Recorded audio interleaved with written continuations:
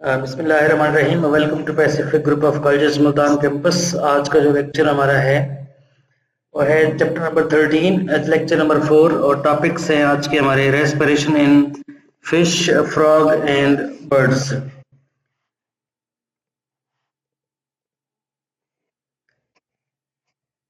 Start करते हैं respiration in fish. जैसा कि आपने जब जानते हैं कि फिश जो होती हैं इसके अंदर लंग्स नहीं होते, तो फिश के अंदर एक्चुअली गिल्स पाई जाती हैं जिसके थ्रू ये रेस्पिरेशन करती है। और रेस्पिरेशन जो गिल्स के थ्रू होती है, तो गिल्स क्या होते हैं? तो गिल्स की जो डेफिनेशन है कि which are the paired structures present on the either side of the body. Body की दोनों साइडों पर पाए जाते हैं और ये तकरीबन हेड और ट्रंक की जंक्शन वाली जगह पे होते हैं। और अगर कोई एमसीक्यू आ जाए कि total number of the gills कितने पाए जाते हैं, तो उसमें आपने बताना है कि they are 4 to 5 pairs of gills present in fish.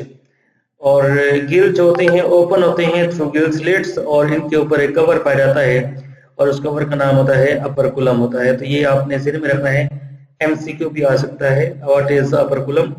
तो आपने इसकी डेफिनेशन बतानी है कि ये वो कवर है जो गिल्स के ऊपर होता है, जो विजिबल होता है। ठीक है जी। और इनके अंदर जो रेस्पिरेशन का प्रोसेस किस तरह से है, तो उसका जो मैकेनिज्म है कि सबसे पहले कि the Gill surface is all the time ventilated bye constant flow of the water. क्योंकि ये पानी में रहते हैं तो इसलिए पानी जो है हर वक्त इनकी गिल सरफेस पर आता रहता है। आगे heart pumps the blood directly to the gills from where oxygenated blood is carried to all parts of the body.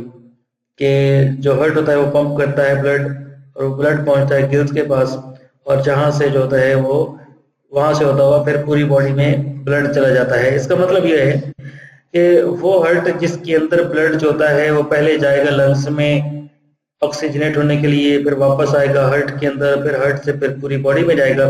उसे हम कहते हैं डबल सर्किट हार्ट कहते हैं। जबकि फिश के अंदर जो है वो सिंगल सर्किट हार्ट होता है कि हार्ट से पंप करता है, ब्लड हो जाता है सीधा गिल्स में, और गिल्स से होता हुआ फिर पूरी बॉडी में जाता है। तो इसको हम क्या कहते हैं? इसे कहते हैं सिंगल सर्किट हार्ट कहते हैं।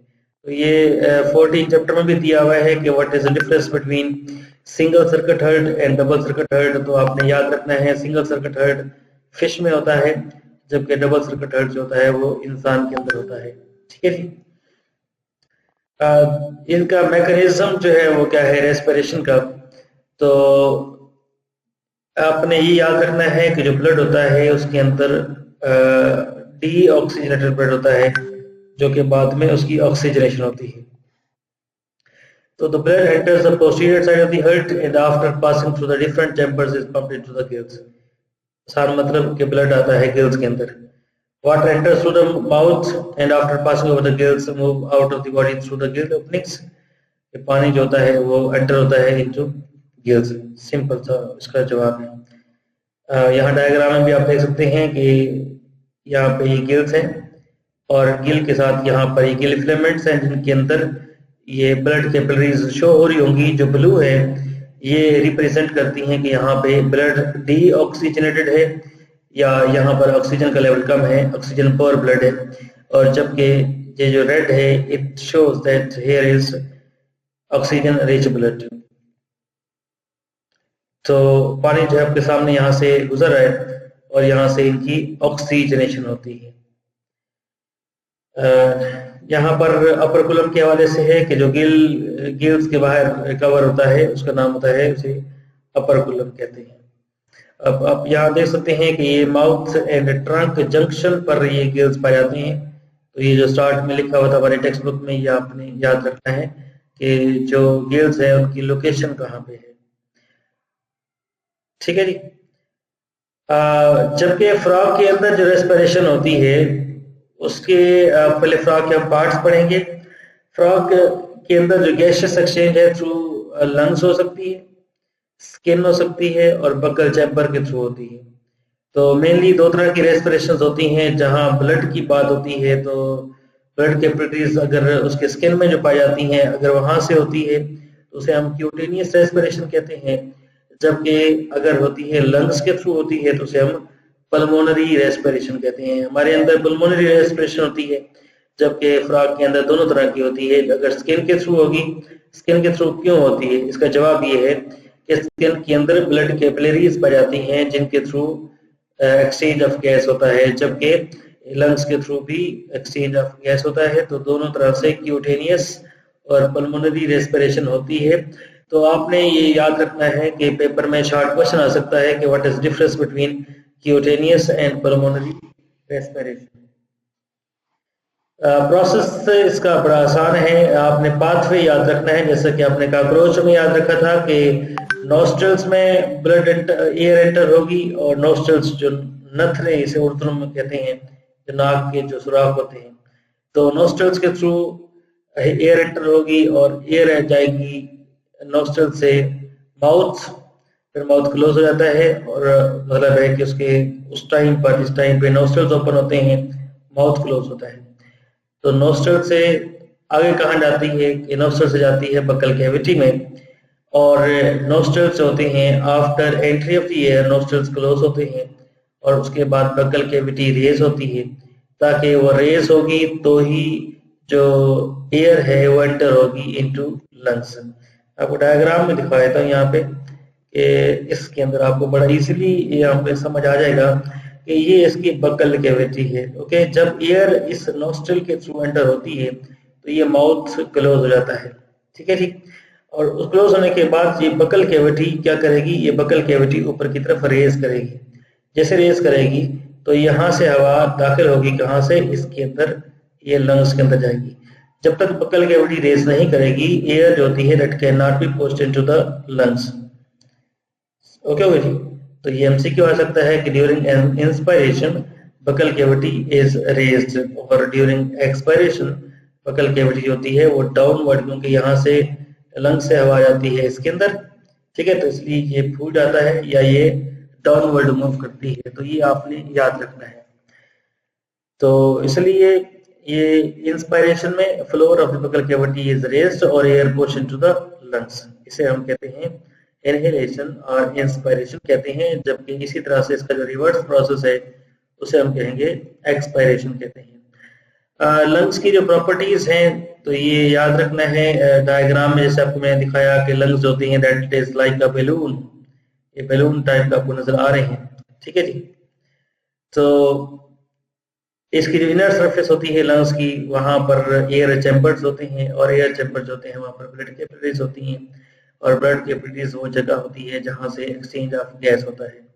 तो जो हमने स्टार्ट में पढ़ा था कि what are the properties of respiratory surfaces, वहां लिखा हुआ था कि network of the capillaries, capillary network होगा तो जहां से एक्सचेंज ऑफ गैस होगा। तो व्हाट इज एक्सहेलेशन, कि अब गैस होती है जो कि वो उसमें एक्सचेंज कैसे होना है, बाहर कैसे निकलना है। तो जो कंज्यूम्ड एयर होती है वो after gaseous exchange moves outward, और लंग से आउटवर्ड होती है, और उसके जो बिल्कुल प्रोसेस जो अभी हमने पढ़ा इसके बिल्कुल अपोजिट होता है। तो ये हमारे टेक्स्ट बुक की डायग्राम है जिसमें आप देख सकते हैं यहाँ पर floor of the buccal cavity, इसके अंदर जो है यहाँ पे ये फ्लोर ऑफ बकल कैविटी अगर लोअर होती है, लोअर का मतलब है कि अब इसके अंदर गैस अवेलेबल है। अगर ये बाहर निकलेगी एक्सपायरेशन के लिए लोअर होती है, ठीक है जी, ताकि यहाँ से वो गैस को बाहर निकाले, ये इसका नोस्ट्रल्स ओपन हो जाएंगे, एक्सपायरेशन हो जाएगी। जबकि जब हवा इसमें दाखिल होगी, यहाँ से नोस्ट्रल्स होते हैं वो दाखिल होने के बाद क्लोज होंगे, और क्लोज होने के बाद बकल कैविटी लोअर होगी, ठीक है। यहाँ से रेज करेगी बकल कैविटी, जैसे रेज करेगी तो हवा जो होती है वो इजीली यहाँ से इस लंग्स में दाखिल हो जाएगी, ठीक है जी, और लंग्स होते हैं वो इन्फ्लेट कर देती है। ये डायग्राम बड़ी क्लियर है, यहाँ से आपको इजीली समझ आ जाएगा, ठीक है जी। ये पार्ट्स है, नॉस्ट्रल्स है, माउथ कैविटी है, ये लंग्स है। अब आते हैं last one which is about birds. Birds के अंदर अगर एमसीक्यू आ जाए कि रेस्पिरेशन किसके अंदर एफिशिएंट होती है तो बर्ड्स में होती है, ठीक है जी। ये एमसीक्यू है, बहुत इंपॉर्टेंट एमसीक्यू। और the birds are very active animals with high metabolic rate और इसलिए क्योंकि मेटाबॉलिज्म ज़्यादा होगा इसलिए उनको ज़्यादा ऑक्सीजन चाहिए होती है। और इनकी जो रेस्पिरेशन होती है वो वन वे होती है, ठीक है जी, वन वे रेस्पिरेशन होती है। और इसकी वन वे कैसे होती है कि there is one way flow of the air through the lungs and the air is renewed after inspiration. यहाँ इसको मजीद समझ लेते हैं कि एक एमसीक्यू आता है, बहुत ही इंपॉर्टेंट एमसीक्यू भी है, शॉर्ट क्वेश्चन भी पेपर में आ चुका है कि व्हाट आर पैराब्रोंकाई। पैराब्रोंकाई जिस तरह से हमारी बॉडी में एल्वियोलाई पाई जाती हैं which is the last parts of the bronchioles. और ब्रोंकियोल्स की एंड जो होता है वो एक छोटे से सैक लाइक स्ट्रक्चर में कन्वर्ट होता है हमारी बॉडी में, उसे हम एल्वियोलाई कहते हैं, जबकि इनके अंदर पैराब्रोंकाई होते हैं। वहां पर हमारे पास वो जो ग्रेप लाइक स्ट्रक्चर्स होते हैं उसको हम एल्वियोलाई कहते हैं, यहाँ पर इन्हें ब्रोंकाई कहते हैं। और पैराब्रोंकाई जो होते हैं वो ओपन होते हैं एट बोथ एंड्स ताकि एयर जो होती है वो वेंटिलेट कर सके, क्रॉस कर सके। और इनके अंदर जो मैकेनिज्म होता है वो बिल्कुल काउंटर करंट होता है, जैसे हमारे अंदर भी होता है, इवन किडनीज में भी होता है काउंटर करंट जो मल्टीप्लायर होता है। इसका आसान मतलब ये होता है कि अपोजिट फ्लो होता है, ठीक है जी। ब्लड की डायरेक्शन जो होती है और हवा की डायरेक्शन दोनों की अपोजिट होती है, इसे हम कहते हैं पैराब्रोंकाई कहते हैं, ठीक है जी।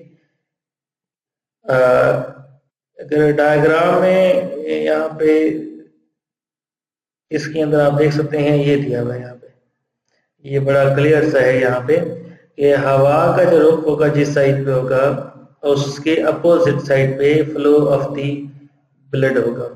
तो ये आपने ज़हन में रखना है। बहरहाल हवा का किस तरह से आती है, हवा जो होती है यहाँ से इनहेलेशन ट्रैकिया के जरिए से आती है, ब्रोंकस में जाती है, और ब्रोंकस से होती है पीछे से पोस्टीरियर साइड से, हमारी किताब लिखती है पोस्टीरियर साइड से होती हुई फिर वो एंटीरियर साइड पे जाती है। तो यहाँ पर एक्चुअली क्या होते हैं, यहाँ पर इस एरिया के अंदर 9 एयर सैक्स होते हैं। अभी आप देख सकते हैं ये एयर सैक्स हैं, ये एक एयर सैक है, ये दूसरा है, तीसरा एयर सैक है, ठीक है, ये चौथा है। और एयर सैक आपने ये याद रखना है कि एयर सैक इनका जो हवा का जो रुख होता है, डायरेक्शन होती है, वो from the posterior side to the anterior side होती है। हवा पहले पोस्टीरियर साइड में आती है, फिर ये जो रेड कलर का शो हो रहा है ये लंग्स है, तो ये फेफड़े हैं, और हवा जो होती है पोस्टीरियर साइड से लंग्स में आती है, फिर यहाँ से ये जो बाकी एयर सैक्स है यहाँ से होती है फिर वापस आती है। तो इसको हम समझ लेते हैं यहाँ से कि जो एयर सैक्स होते हैं, दे lungs have also developed several extensions known as air sacs which reach all parts of the body and even penetrate some of the bones। और जो एयर सैक्स होते हैं उनके जो नंबर्स होते हैं वो 9 नंबर्स होते हैं, और which become inflated by the air at atmospheric pressure when the air articulations are rotated forward and backward। जब एयर इसमें दाखिल होती है, क्वेश्चन ये आता है कि एयर सैक्स किस लिए होती है, they act as a bellows, ठीक है जी। ये फूंकनी जैसे होती है, फूंकनी पाइप सा होता है फूंकनी, तो उसकी तरह के ये काम करते हैं। हवा यहाँ से दाखिल होती है and they send air into the parabronchi for gaseous exchange. So this is the function of the air sacs. They act as bellows, number 1, and they send air into the parabronchi for gaseous exchange.